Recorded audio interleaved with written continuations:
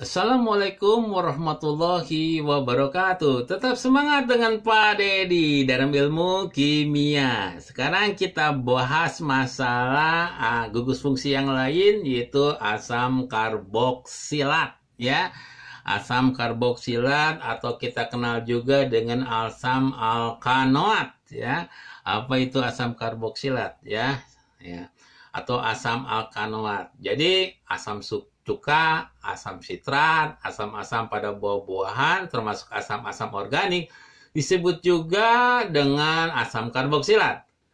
Di mana asam karboksilat suku tinggi disebut dengan asam-asam lemak, misalnya asam oleat, asam stearat, dan lain-lain. Ya, bagaimana daripada fungsi daripada senyawa daripada asam karboksilat? Ya, oke, kita lihat saja daripada rumusnya. Ya, rumus strukturnya adalah COOH, dan sini adalah alkil.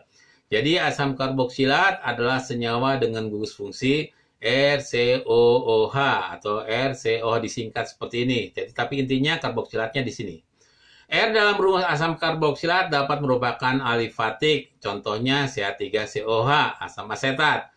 Gugus karboksilat juga dapat menempel pada cincin benzena yang disebut dengan asam aromatik, ya. Sudah kita bahas, ya, cukup wangi masalah aromatik, ya. Aromanya seperti apa, ya. Kemudian kita ambil satu contoh dari cuka asam karboksilat, ya. Di sini bukan cuka, tetapi di sini C6H5, ya. Yang kita kenal juga di sini adalah asam benzoat, ya. Jadi kalau misalnya saja benzena dikirakan satu atom H jadi fenil, ya. Jadi sini adalah rumusnya AR daripada OH, ya, fenil, ya, seperti itu. Kemudian bagaimana kita memberikan nama daripada asam karboksilat menurut IUPAC, ya. Ya, jadi sebetulnya untuk penentuan nama asam karboksilat menurut IUPAC sama persis dengan pemberian nama pada aldehida.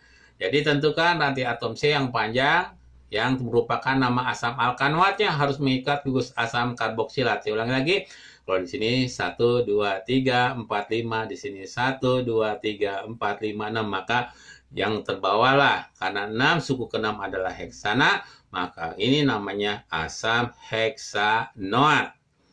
Ya, selanjutnya, ya, kita lihat lagi, ya. Penomoran C dimulai dengan gas karbonil sebagai atom C nomor 1. Jadi C-nya selalu nomor 1. Atom C yang berada di samping C nomor 1 berturut 2, 3, 4, dan seterusnya, atau diberi nama latin alfa, beta, dan gamma. Jadi kita memberikan C nomor 1, kemudian kita urutkan yang paling bawah. Tadi kan terbawahnya ke bawah nih.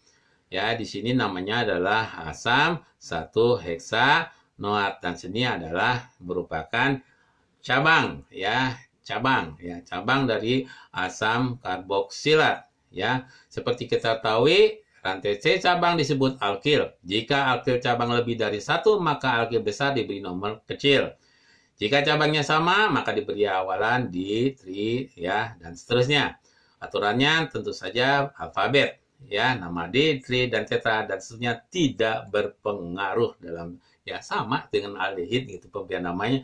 Jadi kalau kalian sudah menguasai bagaimana tata nama dengan aldehid, maka ya akan mudahlah untuk menjawab masalah untuk apa asam karboksilat, ya. Nah, di sini tadi dikatakan, nah, ini kan heksanoat, ya. Kemudian nomor 1, nomor 2, nomor 3 ada cabangnya etil, maka asam 3 etil 1 heksanoat, ya. Nah, tapi juga ada beberapa penamaan yang khusus, ya. Maka kita lihat di dalam tabel berikut. Ya, tata nama trivial asam karboksilat disesuaikan dengan sumber asam karboksilat tersebut. Ya, ini strukturnya, nama trivialnya asam formiat atau semut.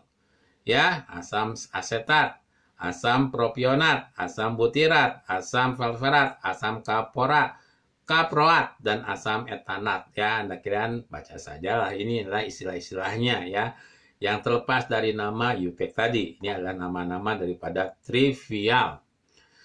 Selanjutnya, asam karboksilat ini yang memiliki 2 gus karboksil diberi nama akadiol kalau dia mempunyai 2 gugus karboksil. Jika gus karboksilnya alkanoatnya ada 3, ya kita kasih nama nanti adalah, ya, alkil triot. trioat ya. Jadi di sini contohnya asam 1,2 etanadioat.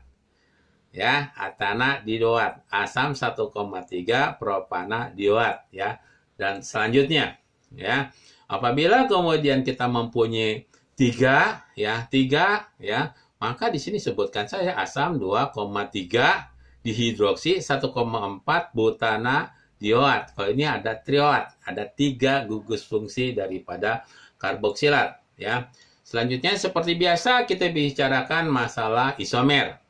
Ya, beberapa senyawa asam karboksilat mempunyai rumus molekul sama tapi strukturnya berbeda. Itu dinamakan dengan isomer. Ya, dalam golongan asam karboksilat tidak ada isomer posisi karena gugus fungsi asam karboksilat selalu berada pada nomor 1 sama seperti dengan aldehid ya, di ujung rantai isomer asam karboksilat ya. Nah, di sini selalu nomor 1 ya. Jadi di sini katanya 1 2 3 4 ya, ini asam butanoat. 1 2 3. Pada nomor 2 ada cabang asam 2-metil propanoat ya, gitu. Ya, kemudian reaksi-reaksi daripada asam karboksilat ya.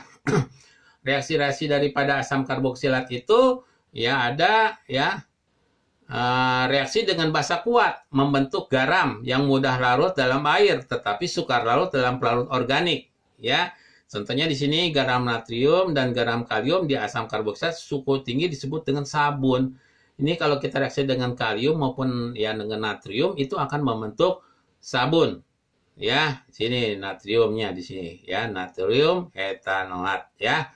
Ini gitu kan. Kemudian berikutnya lagi kita lihat lagi ya. Reaksi-reaksi asam karboksilat adalah dengan reaksi halogenasi. Ya, halogen dengan halogen atau H pada atom C alfa diganti dengan atom halogen ya, Cl dan Br. Klorinasi dapat berlangsung dengan bantuan yodium dan fosfor merah atau sinar matahari. Brominasi dapat berlangsung dengan bantuan katalis PCl3. Jadi perlu adalah katalis zat mempercepat suatu rajunnya reaksi. Jadi kalau direaksikan dengan Cl ya, maka PCl ini akan menggantikan posisi dari H tersebut. Ya, ini adalah namanya halogenasi dengan menggunakan senyawa-senyawa halogen. Kemudian reaksi-reaksi asam karboksilat ya. Karboksilat itu dapat membentuk ester ya. Asam karboksilat itu dapat membentuk ester ya. Jadi sini alkohol, ini asam karboksilat, ini adalah alkohol, maka akan membentuk ester. Jadi sebetulnya antara asam karboksilat dengan ester itu juga bisa membentuk suatu isomer fungsional. Jadi isomer dari asam karboksilat itu nanti adalah ke ester ya. Kegunaan daripada asam karboksilat itu adalah asam format, asam semut. Ditemukan dalam cairan semut dan beberapa tumbuhan yang gatal serta air keringat dalam jumlah kecil. Kedua, kemudian berupa cairan tidak berwarna, berbau merangsang, tajam, ya seperti kalau bau cuka, tajamnya seperti apa, mudah larut dalam air, alkohol, dan eter. Jika terkena kulit akan melepuh. Jadi bahaya sekali nih kalau misalnya asamnya juga kuat, ya, yang konsentrasinya tinggi. Dan dapat mereduksi larutan Fehling maupun perak amoniak karena di samping mengandung gus karbonisil, asam format mengandung gus aldehid. Ya, kita ketahui bahwa Fehling itu untuk mengecek adanya gus daripada aldehid. Ya, kegunaan yang lainnya dari asam asetat di cuka nih, merupakan cairan tidak berwarna, berbau merangsang, menyengat serta dapat larut dalam air. Asam asetat murni disebut asam asetat glasial berbentuk seperti es. Dibuat dengan cara oksidasi etanol dengan udara. Kemudian juga digunakan dalam produksi selulosa asetat, juga di dalam industri tekstil, karet. Ya, jadi untuk melenturkan karet itu gunakan cuka. Pengawet warna agar tidak luntur, serta bahan pembuat makanan atau bumbu masak. Ya, ibu-ibu, kalau memasak kurang asam, gunakan cuka. Ya, kemudian yang lainnya adalah asam oksalat. Ya, asam oksalat ini merupakan kristal tidak berwarna, ya, terdapat dalam buah belimbing. Nah, asam oksalat nih rasanya asam, bersifat asam. Merupakan asam alkadioat, jadi mempunyai 2 gus karboksil. Bereaksi dengan asam sulfat, ya pada suhu kamar dan turun menjadi CO2 dan CO. Garam natrium oksalat mudah larut dalam air. Kalium oksalat suka larut dalam air tetapi mudah larut dalam asam. Asam oksalat dapat dipergunakan untuk menghilangkan karat dan tinta. Jadi kalau ada karat, kita gunakan asam oksalat. Ya, kegunaan lainnya adalah asam laktat. Diproduksi dengan fermentasi gula susu atau glukosa dengan bakteri Lactobacillus bacillus. Ya, ini laktat itu susu ya. Ya. Terbentuk ketika susu menjadi basi dan memberi asam ke susu, yang itu katanya yogurt, kita katakan seperti itu. Kemudian yang terakhir adalah asam benzoat, ya, termasuk kelompok asam monokarboksilat dan aromatik karboksilat terdapat dalam buah cranberries, ya. Dan digunakan dalam bentuk garam natrium sebagai bahan pengawet makanan seperti saus tomat dan jus buah dan lain sebagainya, ya. Saya kira Bapak cukupkan sekian dulu pembahasan tentang asam karboksilat, ya. Mudah-mudahan kalian semua bisa memahami. Cukup sekian dulu dari Pak Dedi. Assalamualaikum warahmatullahi wabarakatuh.